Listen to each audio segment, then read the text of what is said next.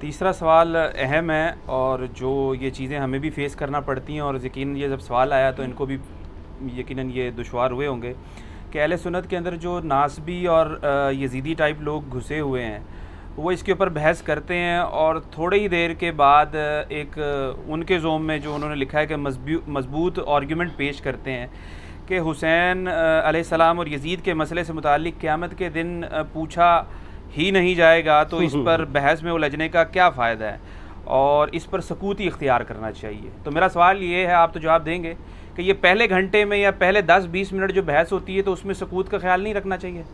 نہیں، وہ سکوت کا مطلب انہوں نے چینج کر دیا ہے۔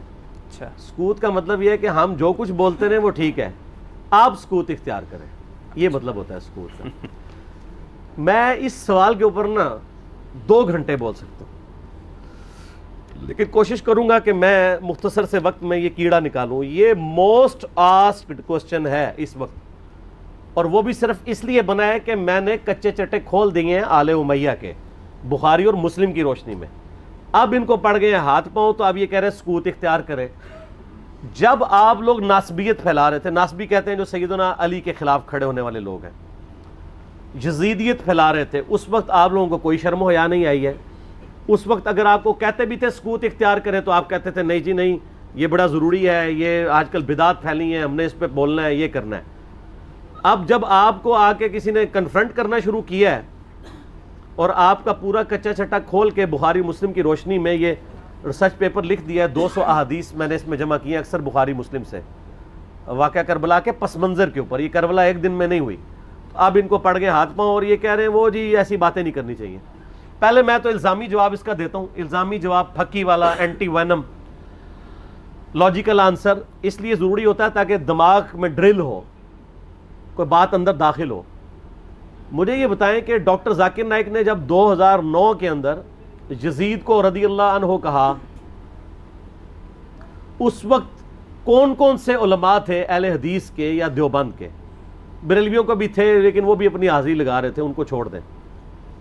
شیعہ نے تو بولنا ہی تھا کہ جنہوں نے فرنٹ سے لیڈ کر کے ڈاکٹر ذاکر نائک کو یہ کہا ہو کہ آپ سکوت اختیار کر لیں،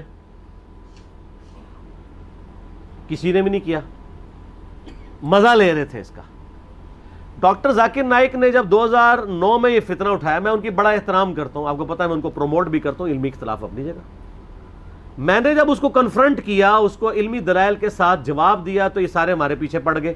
یعنی آپ ہمارے سروں پہ جوتیاں بھی مارتے ہیں اور ہمارے رونے پہ بھی بندی لگاتے ہیں، اس کو کوئی نہیں کچھ کہہ رہا۔ جب ہم نے جواب دیا تو سارے ہمیں کہنے لگے جی آپ سکوت اختیار کر لیں۔ ڈاکٹر ذاکر نائک کو کسی نے کہا سکوت اختیار کریں؟ اب آج کے بعد نہ کوئی ریکارڈ کرا دے، پچھلے 10 سالوں میں کوئی ویڈیو دکھائیں، 10 سالوں میں نہیں دکھائیں، شروع کے 2-3 سالوں میں، 2009 10 11 12 میں ڈاکٹر ذاکر نائک کا نام لے کے کسی نے کہا سکوت اختیار کریں۔ تو وہ تو سکوت کا مطلب یہ کہتے ہیں کہ آل امیہ کو آپ ننگا نہ کریں، اہل بیت کی آپ جتنی مرضی گستاخیاں کر لیں، ان کے دشمنوں کو جتنا مرضی بڑھا چڑھا کے بیان کریں، اس پہ یہ راضی رہتے ہیں۔ تو ان کو تو سکوت نہیں کرواتے، ان کو تو حافظہ اللہ کہتے ہیں، ان کو تو دامت برکاتم عالیہ کہتے ہیں، اور جو جواب دے رہا ہے احادیث کی روشنی میں اس کو کہتے ہیں آپ سکوت اختیار کریں۔ تو بخاری مسلم کو ہم پھر بند کر دیں؟ میں نے تو اپنی کو بات ہی نہیں کی ہے، میں تو صحیح الاسناد حدیث سے بیان کرتا ہوں۔ اور دوسرا، صرف اس معاملے میں کیوں سکوت اختیار کریں؟ وہ کہتے ہیں نہیں اس لیے دیکھیں جی کربلا ہو چکی، کام ختم ہو گیا، اثرات تو آج تک ہیں، وہ تو پھر غزوہ بدر بھی ہو چکی ہوئی ہے، تو رمضان شریف میں آپ غزوہ بدر کے اوپر کیوں جمعے پڑھاتے ہیں؟ ختم کریں، غزوہ احد پہ ختم کریں، میلاد کے بھی سب کچھ پروگرام ختم کریں۔ نبی علیہ السلام پیدا ہوئے تھے، فوت ہو چکے، جنتوں میں زندہ ہیں، لیکن اب دنیا میں تو نہیں ہے۔ ان چیزوں کو یاد کیوں رکھا جاتا ہے؟ زندہ قومیں اپنے ماضی کے واقعات کو یاد رکھتی ہیں۔ پھر پورے کا پورا قرآن انسانی تاریخ کے کتنے بڑے بڑے واقعات بتاتا ہے جو ختم ہو چکے ہیں۔ برادران یوسف فوت ہو چکے ہیں، لیکن آج تک قرآن میں عبرت کے لیے انہوں نے جو کچھ اپنے بھائی کے ساتھ کیا، اور برادران یوسف وہ صحابی ہیں جن کا باپ بھی پیغمبر ہے، بھائی بھی پیغمبر ہے، ڈبل صحابی ہیں، لیکن آج بھی ان کی مثال دی جاتی ہے۔ تو کوئی اسے کوئی یہ نہیں سمجھتا کہ گستاخی ہو گئی ہے۔ پھر الٹیمیٹلی آ کے تو وہ سورہ بقرہ کی آیات پیش کرتے ہیں تلک امۃ قد خلت لہا ما کسبت ولکم ما کسبتم. اور ظالموں اس آیت کا ترجمہ ہی تم لوگوں نے بدل دیا. یہ تو کانٹیکسٹ سٹارٹ ہو رہا ہے کہ یہودی کہتے تھے ہم ابراہیمی ہیں, ہمیں ابراہیم کی نسبت کام آ جائے گی. تو اللہ نے فرمایا تلک امۃ قد خلت, وہ بڑی نیک امت تھی, وہ تو جا چکی ہے. لہا ما کسبت ولکم ما کسبتم, ان کے لیے ان کے نیک اعمال ہیں اور تمہارے لیے تمہارے نیک اعمال ہیں. لہا ما کسبت ہے, علیہا کے ساتھ نہیں ہے. علیہا ہو تو ان کی گناہ کا وبال ان پہ, تمہارے گناہ کا وبال تم پہ. ان نیکیوں کے لیے بات ہو رہی ہے کہ کسی پرانے بزرگوں کی نیکیاں تمہارے کام نہیں آئیں گی. یہ نہیں بات ہو رہی کہ پرانے بزرگ اپنی برائیاں ساتھ لے گئے اور تم بھی اپنی برائیاں ان کو چھوڑو, ان کو ڈسکس ہی نہ کرو. یہ قرآن بات کیسے کر سکتا ہے؟ قرآن تو خود پرانوں کی غلطیوں کو ڈسکس کرتا ہے عبرت کے لیے. تو ترجمہ ہی بدل دیا. یہ یہودیوں کو ٹانٹ کیا گیا تھا کہ تم ابراہیمی ہونے کا دعویٰ کرتے ہو اور کہتے ہو ابراہیم کی نسبت ہمیں کام آئے گی, ان کے نیک مال تو وہ ان کے نیک مال ان کے لیے تھے. ہم ویسے کر رہے یہی ہیں, یا اللہ جو کچھ بھی ہے تیرے محبوب کی امت سے ہے. اس کے لیے, اس کو کنڈیم کرنے کے لیے تھا. انہوں نے پکڑ کے اس کا ترجمہ ہی بدل کے اور ہی مطلب اس میں سے نکال دیا.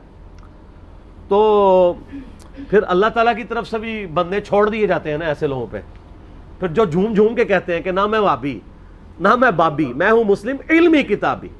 آؤ علمی کتابی بات کرو.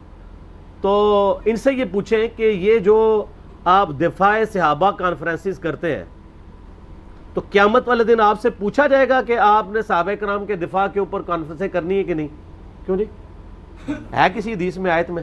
نہیں. تو کیوں کر رہے ہیں؟ تو وہ کہیں گے ہاں پوچھا جائے گا.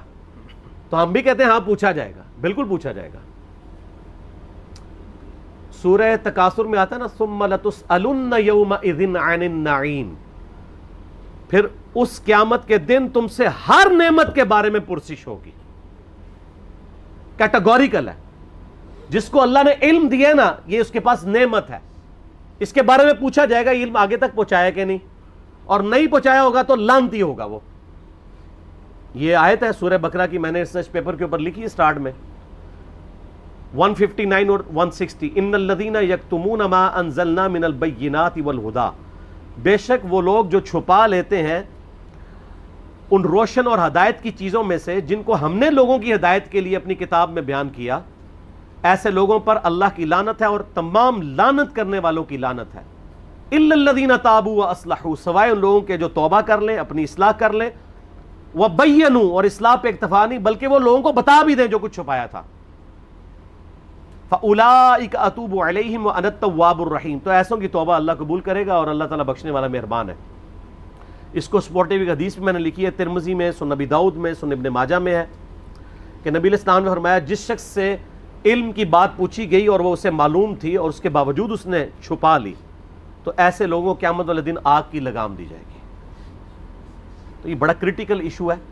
علم اللہ کی نعمت ہے آپ کے پاس, اس کی قدر کے لوگوں کو صحیح بات بتائیں تو پوچھا جائے گا.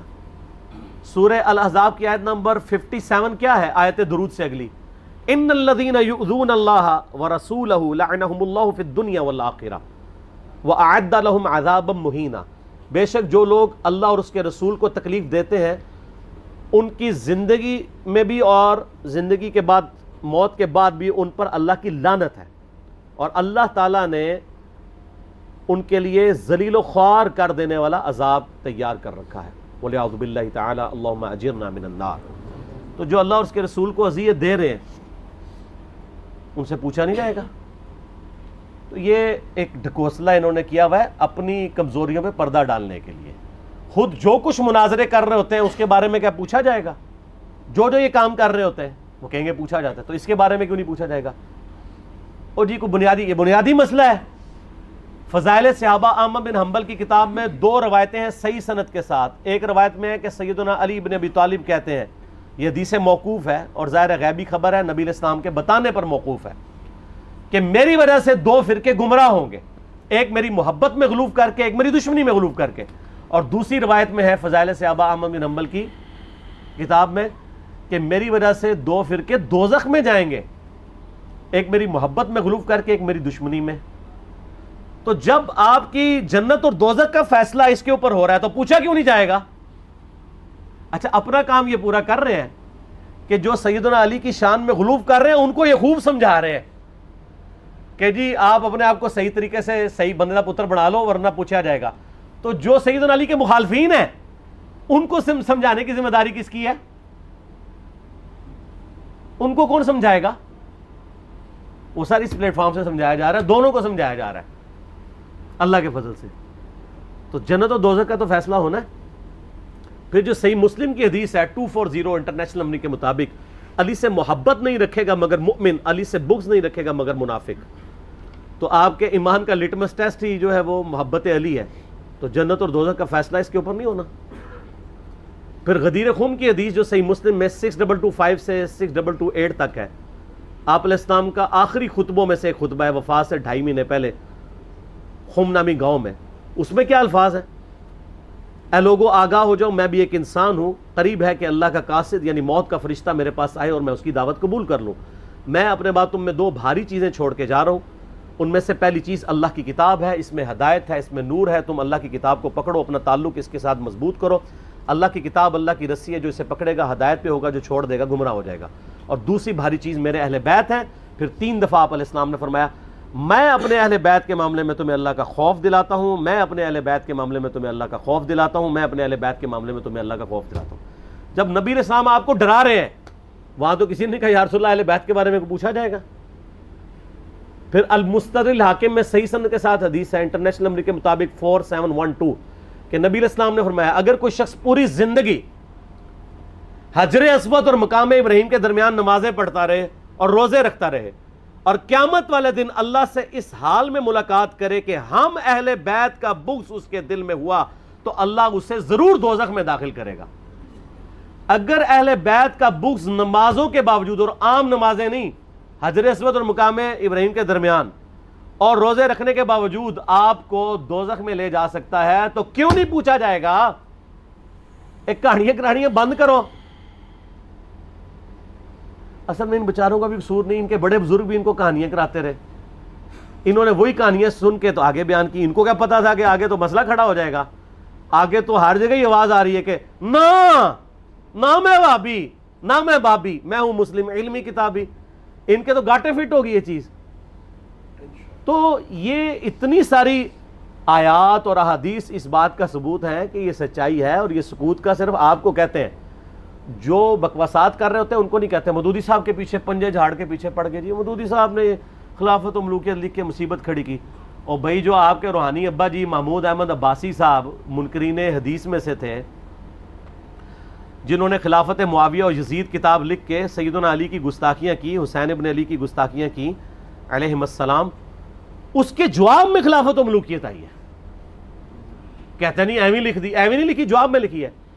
اور پھر سعودیہ کی فنڈنگ کے بعد یہاں پہ لوگوں نے جب حسین ابن علی کو نیچے کرنا شروع کیا اور یزید کو اوپر اور یزیدی پارٹی کو اوپر کرنا شروع کیا, تو پھر 5B آ گیا. آپ دیکھیں کبھی بھی انیشیٹو اہل بیت کے چاہنے والوں کی طرف سے نہیں لیا جاتا. یہ تو ہم جواب والی سائڈ پہ بیٹھے ہوتے ہیں, ہمیشہ یہ پنگا لیتے ہیں, ہم جواب دیتے ہیں. جب جواب دیتے ہیں ان کی ہوتی ہے ٹھکائی, پھر یہ کہتے ہیں سکوت اختیار کر لیں. سمجھ آ گئی آپ کو پوری گیم؟ یہ سکوت کا بات یہ کرتے ہی اس لیے ہیں کہ ان کی ہوتی ہے ٹھکائی.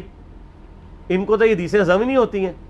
اب یہ اپنے عوام کو منہ نہیں دکھا سکتے, پھر ان کو بڑی مصیبت کھڑی ہو جاتی ہے کہ اب کیا کریں, کس طریقے سے اب قابو کریں. تو آخری حال یہ ہے سکوت اختیار کر لیں.